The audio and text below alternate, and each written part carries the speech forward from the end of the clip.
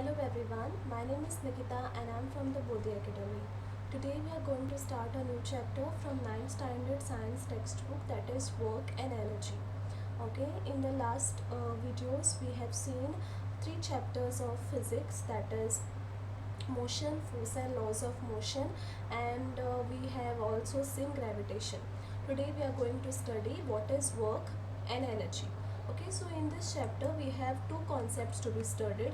One concept which relates the work, and the second concept which relates the energy. Okay, now work in English language, what is the meaning of work? Okay, when you do something, we call it work. For example, now see, all living beings need food. Living beings have to perform several basic activities to survive. We call such activities life process. The energy for this process comes from the food that we eat. We need energy for activities like playing, singing, reading, writing, thinking, jumping. Okay, so we need energy for this, and then using this energy we do some work. Okay, now what is this work?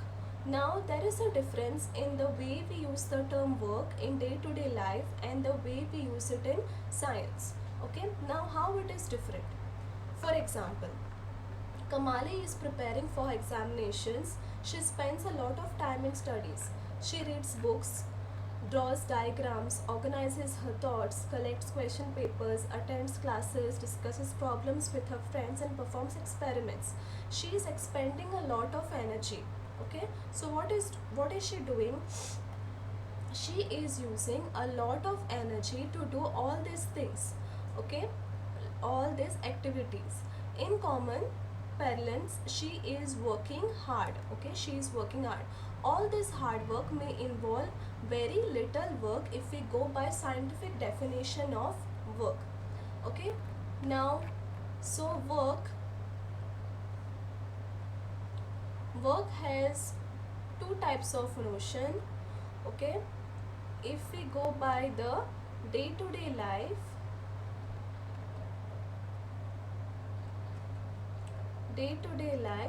if a person is working hard, in what we saw now, the girl is working very hard. Okay, but with regards to the scientific notion, very less work is done by her. Let us see what is the scientific notion. Okay, for example, you are working hard to push a huge rock. Let us say the rock does not move despite of all the effort. Okay, there is a rock and you are trying to push it, then you are completely exhausted because it is not moving at all. However, you have not done any work on the rock as there is no displacement, means there is no movement. Okay, so what does the scientific notion of scientific definition of work tell us? Okay, scientific definition of work is that if there is an object over here, okay, and you are pushing this object, okay, if a person is pushing this object in this direction, then if this object, now why are you pushing? You are pushing because you want to take it further. Okay, if there is displacement, if there is motion of the box, of this box in this direction, then only we say that work is done. Okay, if there is no motion, then we say no work is done. Okay, so two things we have to keep in mind when we talk about the scientific definition of work, that first of all, for work to happen in terms of scientific definition, you have to exert a force. Okay, you have to apply force, and that force will make the object to go in motion. Okay, so first of all you have to apply force which will bring the displacement. Okay, displacement in the object. When you have both these things, then work is done. Okay, let us see. So over here, the rock does not move despite all the effort. You get completely exhausted. There is no work done. Okay, because there is no displacement of the rock. Now second, You stand still for a few minutes with a heavy load on your head. You get tired, you get exhausted. Okay, you have just kept the load on your head and you got tired, but no work is done. Okay, so in not much work is done in spite of hard work. So scientific conception of work we will study by using these examples. The first example: push a pebble lying on a surface. The pebble is moving, you are pushing. Okay, we know that what is force. Force is when you apply a push or a pull. Okay, you are pushing a pebble and that pebble is moving through a distance. Okay, you exert a force on the pebble and the pebble got displaced. In this situation, work is done. Okay, so both you have both force and displacement, then you say that work is done. Second example: a girl pulls a trolley and the trolley moves through a distance. Okay, a girl is pulling. Now there is pulling motion. Okay, pulling force, and the trolley is moving through the distance. The girl is exerting a force on the trolley and it is displaced. Therefore, work is done. Okay, so this is the second situation. Now third situation: lift a book through a height. To do this, you must apply a force. The book rises up. There is a force applied on the book and the book has moved. Hence, work is done. So, a closer look at the above situations reveal that two conditions has to be satisfied for work to be done. First one, a force should act on an object, and second one, the object must be displaced. Okay. Now, if any one of the above condition does not exist, work is not done. Okay, a bullock is pulling a cart. The cart moves. There is a force on the cart and the cart has moved. So over here, work is done. Okay. Secondly, in a situation wherein you are applying a force but there is no displacement, work is not done. Secondly, another situation wherein you are not applying a force but it is only moving in its own, and no work is done. For work to be done, two things have to be there, that is application of force and displacement of the object. Okay, now work done by a constant force. So let us see what is the formula for work. Okay, so you have to consider force F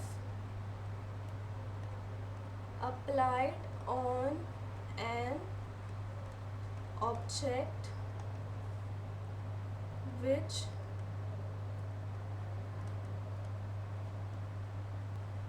displaces it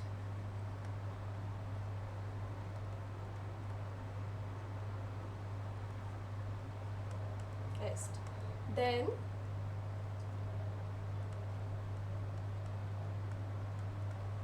work done, that is W,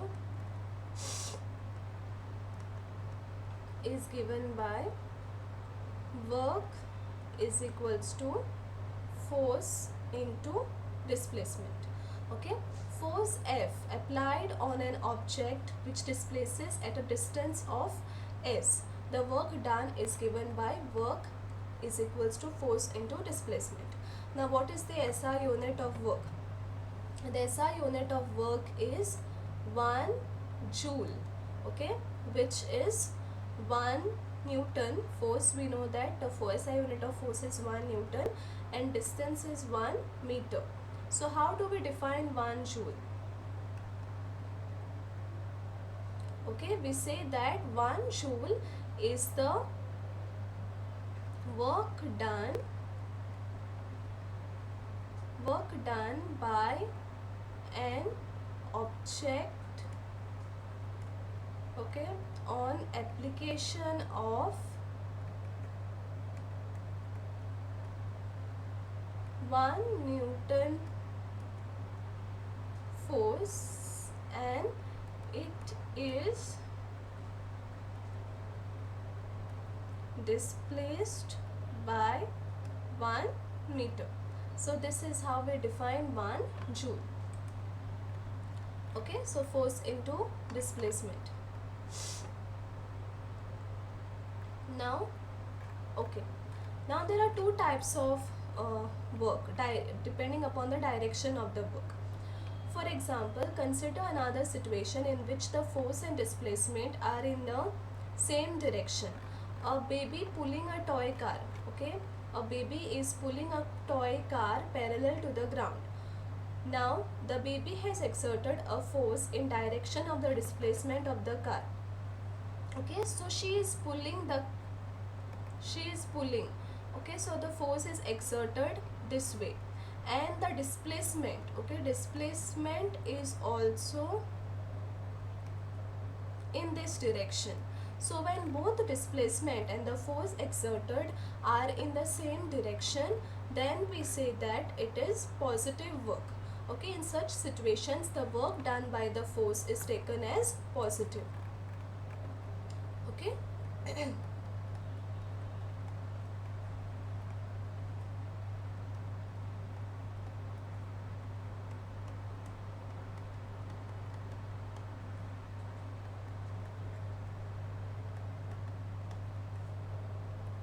When force and displacement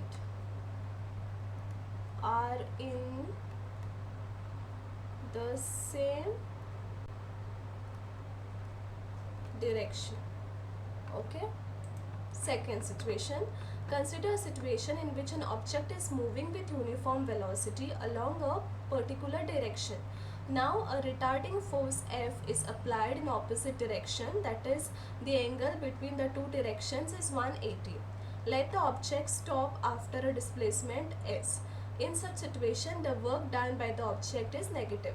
For example, the object is moving in this direction and there is a retarding force, okay, which stops the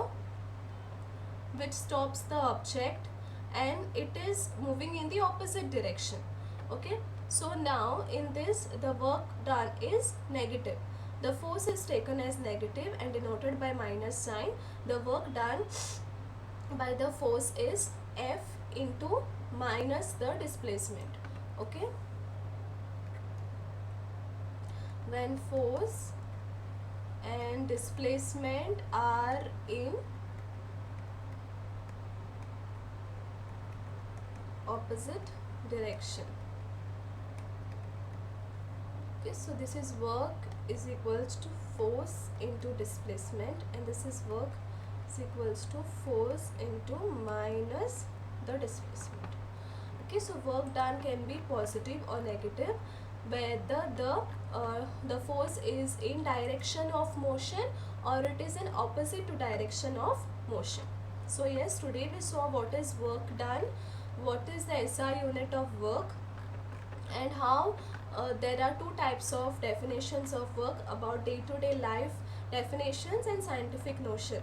Okay, so this is it for the video. In the next video we will be talking about energy and how work is related to energy. Okay, so thank you for watching my video. Please like, share and subscribe to our channel.